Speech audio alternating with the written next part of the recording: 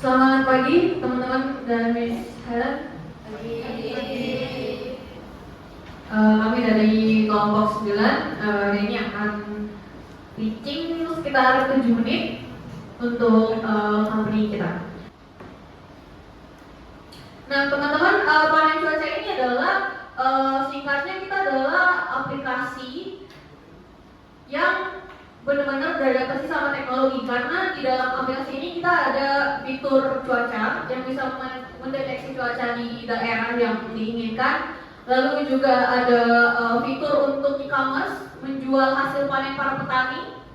Lalu ada fitur-fitur yang membantu petani dalam membudidayakan tanaman mereka.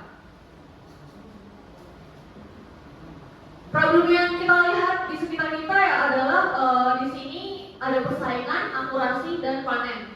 Teman-teman, kita punya data di sini dari tahun 2018 sampai 2023. Angkanya ini per kilo, bahwa Indonesia itu impor buah dari Tiongkok kurang lebih di tahun terakhir 2023 itu sekitar 100.000 kilo lebih. Dan kalau dinilaikan dengan US dollar sekitar 1,4 juta US dollar teman-teman. Itu kalau dirupiahin setahun pemerintah harus mengeluarkan 21 miliar untuk impor buah saja. Teman-teman, apa dampak dari ketika kita impor berlebihan dari luar negeri? Yang pertama adalah semakin banyak pengangguran, peningkatan pengangguran.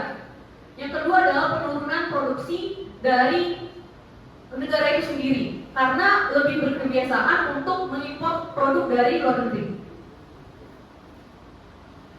Solusinya di sini kita panen cuaca pengen melestarikan buah-buah yang ada di Indonesia. Kita mau buat supaya para petani bisa bersaing dengan para pemasok buah impor, teman-teman. Kita mau di sini petani bisa memaksimalkan hasil panen, perencanaan dan pengelolaan tanamannya juga baik karena mereka mendapatkan cuaca yang akurat dari aplikasi kita, panen cuaca. Lalu yang paling terakhir, kita juga pengen petani ini mampu bersaing dengan pasar buah impor supaya kita dapat menurunkan angka impor yang ada di Indonesia. Next lagi di finance. Di sini saya akan menjelaskan mengenai situasi gambaran kondisi aplikasi panen cuaca selama setahun ke depan ketika kami berhasil mengimplementasikannya. Yang pertama di sini selama setahun kami akan menargetkan mencapai 50.000 pengguna untuk aplikasi kami, di mana average penghasilan tiap harinya 30.000.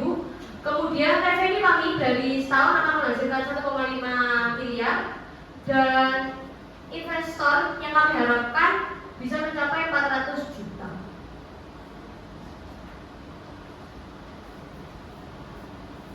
Untuk selanjutnya ada 3 user persona, yaitu yang pertama ada Damas sebagai Chief Technology Officer, pengembang aplikasi cloud berbasis cloud untuk solusi pertanian dan perkebunan untuk dari lulusan ilmu komputer di Nusantara dengan pengalaman di Microsoft dan startup Agridice. Lalu yang kedua ada Raisa Aulia sebagai ahli data cuaca yang menciptakan algoritma prediksi cuaca berbasis AI lulusan teknologi fisika ITB. Dia ingin memperoleh rekomendasi tanaman yang sesuai dengan musim tersebut. Lalu yang ketiga ada Nora Manda sebagai petani kecil atau pengusaha lokal 10 tahun di bidang agribisnis. Ia ingin mendapatkan rekomendasi tanaman yang sesuai pada musim tersebut. Lalu selanjutnya dari kami yaitu ada Sherry Patricia Jono sebagai CFO. Lalu selanjutnya ada Judith Benu sebagai CEO dan saya sendiri Yanisanta Menanda sebagai CFO. Lalu selanjutnya ada positioning map, yaitu di panen cuaca ada 4. Yang pertama ada high accuracy low customization, yang kedua ada low customization low accuracy, lalu yang ketiga ada low accuracy dan high customization, lalu yang terakhir ada aplikasi kita sendiri yang berada pada high accuracy dan high customization. Lalu di sini ada competitive advantage, kita ada menggunakan AI integrated, lalu e-commerce, lalu reminder cuaca. Selanjutnya ada food waste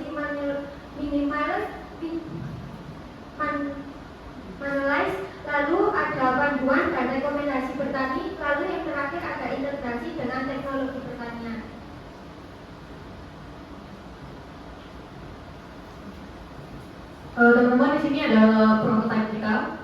Kebetulan saya baru menyelesaikan 4 frontend-nya kita di Figma. Masih belum bisa diakses secara barcode. Di sini kita ada bagian sign-in-nya. Lalu ini ada yang paling penting, kita unggul di e-commerce-nya karena kita menyediakan pasar buah bagi teman-teman yang ingin membeli hasil panen dari para petani. Lalu di sini ada keakuratan dari cuaca kita yang kita tampilkan, ada arah mata angin, ada suhunya seperti berapa. Lalu di sini teman-teman kalau lihat di bagian ini ada bagian following, teman-teman, kita menciptakan fitur di mana beberapa petani yang mengakses aplikasi ini mereka bisa following, mereka bisa membangun relasi satu sama lain. Nah, di sini kami juga ada konsep CSR, Corporate Social Responsibility, bentuk tanggung jawab kami kepada lingkungan sekitar. Yang pertama, kami ingin fokus untuk membantu para petani dalam membangun perkembangan teknologi untuk wilayah-wilayah kecil yang memang sulit untuk mendapatkan akses teknologi.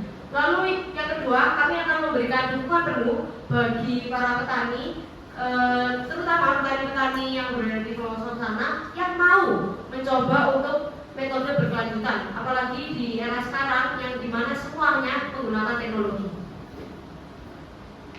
Nah, di sini ada financial show kami. Kami rencana alokasi dana aplikasi ini membutuhkan dana sebesar 800 juta, yang dimana alokasi penggunaannya yang pertama pengembangan teknologi awal kami berfokus mendapatkan sekitar 35% dari dana investor kami, sekitar 280 jutaan. Lalu pemasaran dan akuisisi penggunaan aplikasinya ini sebesar 25 juta atau sekitar 200 juta. Lalu pembiayaan pekerja dan operasional kami sekitar membutuhkan 30% dari dananya atau 240 jutaan. Dan yang terakhir biaya research dan development untuk pengembangan aplikasi kami ke depannya sekitar 10% dari dananya atau 80 juta. Mungkin sekian dari kami, terima kasih.